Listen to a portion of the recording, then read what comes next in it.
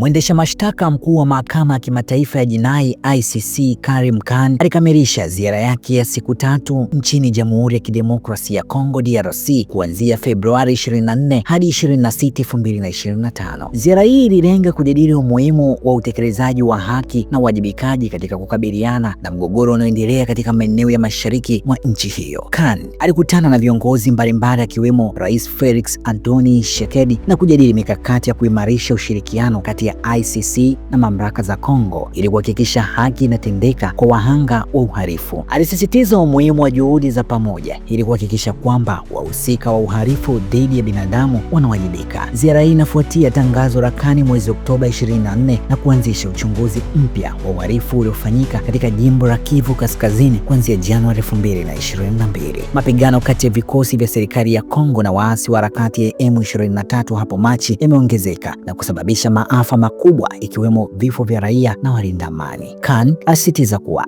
ICC itaendelea kufanya kazi kwa karibu na serikali ya Kongo pamoja na washirika wa kimataifa ili kuhakikisha kuwa haki inapatikana na kwamba majukumu ya kimataifa ya ICC yatahusu zaidi kuhakikisha usawa na haki katika kipindi hiki cha machafuko. Hii ni ripoti ya Media Wire Express na mimi ni Joseph Mwanaisangura.